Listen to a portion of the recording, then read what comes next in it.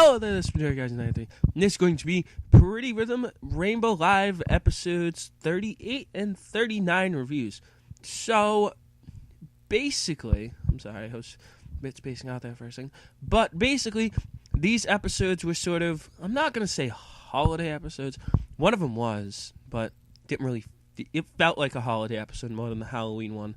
And then we had episode 39, which, of course, most people were probably shocked about the decision that was made in the anime, but again, I still do accept it. But first, let us start with episode 38. So this episode was the episode for Naru and Belle. And basically the consistency of this episode was Belle and Naru having their sleepovers. Naru's house was first, and of course it was warm, it was happy. Everyone was having fun, and Belle was sort of spaced out, just because it was so much different from hers that she was, that she felt like she was sort of out of it as she was there, because we saw during the episode that the sound sort of went away, and they were just all talking, but you couldn't really hear them, so it was sort of Belle being trapped in her own mind, sort of, and not really be able to say anything, because it wasn't really her place. So then the next day came, and it went to Belle's house.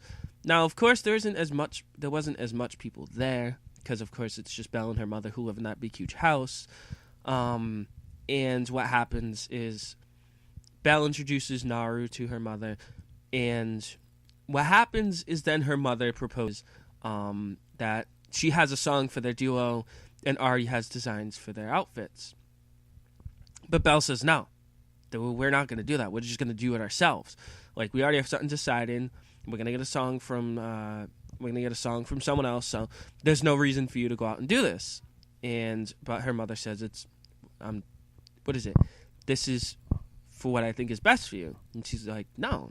Then Naru and Belle walk away, and they go to Belle's room, and sort of it was just that feeling where her mother was almost reverting back to that type of place where she used to be controlling of Belle and was expecting the top of everything of her, which I thought she fell out of that, but of course that's just my personal opinion, and to be honest, I don't know, people don't change in a day, I guess. So what happens is after that we get some flashbacks with Belle and how when Christmas came around, her father wasn't around because her father was at work. So her father would send her teddy bears and say, like, Merry Christmas and I hope to see you again. And then what happens is the day of the dance comes. And the song, I believe, is Little Wing and Beautiful Bride, I'm pretty sure. And what happens is they begin the dance, and what happens is while they're dancing and Belle's mother is in the crowd, we see Belle's father come up and say, "Oh my, have you grown, Belle?" And the dance continues. They do one jump. They don't do a Prism Live. They only do one jump, which I thought that was weird for all the groups, since all the groups that perform now, that they would only do one jump. But I guess it's to shorten the dances, I guess, since there is two people now. I don't know. We'll just have to see what happens with the later episodes. But regardless, this episode does end on a nice, weird note. But what happens after the dance is Naru and Belle get out of they're in the lobby. And Belle's mother says, "Oh yeah, you did great." And Belle sees her father. And of course she runs up to her father. And she says, "Oh, father, you're here." And what happens is then Belle remembers the memory where her mother said that, the greatest gift that she's ever gotten was, and then finishes the sentence by saying that it was you, Belle, you're my treasure, and you're the best present that I could ever get. And of course they hug, they cry, and they're like, yay, everything's all happy. And then when Belle leaves, she's just standing on the bridge, sort of reminiscing. And what happens is Hiro comes, and he hugs her, and he's like, just let me stay here for a moment. And basically that's the end of the episode. So episode 38 was a very good Christmas episode. I don't know maybe because Damn My Future didn't really have a Christmas episode, I can't really compare it to that. But Aurora Dream did have a Christmas episode, and I don't know. They were both good in my mind. So let us move on to Pretty Little Rainbow Live episode 39. Now, this episode was different, if I were to say. I did say before, I think a comment saying that I didn't think there was going to be much story in this episode. Well, was I wrong? So the episode starts off with Momo in sort of the, I don't know if it's the teleconnected place, I don't know. Just because no one knows about it. And the fact that Momo's always eating sweets or something and can just think about like sweets and just eat, I don't know. It's just weird. But regardless, Peacock comes out and says, "Oh yeah, why haven't you returned Rene to the prison world yet?"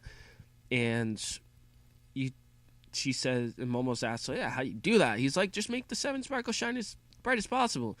She's like, "I don't really know how to do that." So then Peacock calls her a bumbling buffoon, and tells her to bring the girls to the Rainbow Fountain.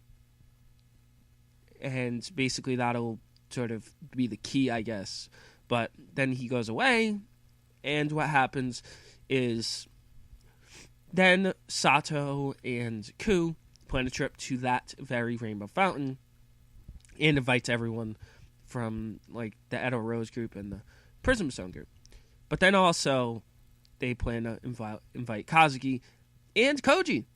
And of course, as we saw in episode 37, the Koji situation was, well, not received, to be honest, by Ito. She was sort of shocked that she didn't want to see him again because, of course, they're still shocked about how Gen actually killed Koji's father in a car crash by complete accident. So, yeah, that's still tearing them apart. So, even though that happens, they do end up going. Everyone just ends up gathering at the supposed 5-star inn.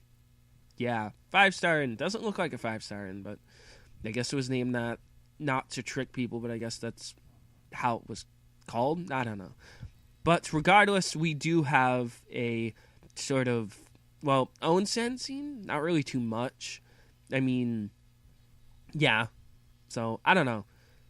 Why do I keep saying I don't know too much? But regardless, we do have a scene in the bats with Koji, Kazuki, and Hiro. And basically Hiro starts talking, is like you guys are not doing anything. You're just doing everything for yourself. And you're doing everything half-heartedly. You're not like those girls over there who are performing to get as many people as possible on board with them. I believe Hiro said that. I don't know why I said Kazuki. But then Kazuki comes out and says, like, how do you think we're doing something half-heartedly? Like, you have no right to say that, since you're probably just drunk on the popularity that you got. Hiro then says, don't underestimate idols, and says, do you have the courage to stay on the stage and, sing in front of tens of thousands? Like, do you? And is like, I'm just out here to just make everyone like realize of a hero. And basically then as he's walking away, he's like, we don't want to be idols, but we want to be heroes, right? To Koji. And basically after that, Wakana goes outside and we see An, and Wakana is then saying, "Oh yeah, you like Kazuki?" And she's like, and An's like, "What are you saying?" Like, "No, I'm not really." And Wakana's like, "Oh yeah, that's a relief. So now I can go confess to Kazuki, no problem." But of course, An's sort of shaken about that. And like, she doesn't really say anything after that, just because she doesn't want to, I guess, upset Wakana. So what happens after that is Belle and Naru and the bats again at night. And what happens is then they're told that June's announcing her partner, like right then and there. So what happens, they jump out and they all go in the lounge room. June then announces her partner, who ends up being Ibarra Rine. Yeah, that's right. Rene. I don't know if that was... I would have thought of Cosmo, because of course Cosmo was sort of the hinted character as, what is it? Credit to Akemi Chiga for that. But regardless, Rene. Yeah, so I like this decision. Not gonna lie.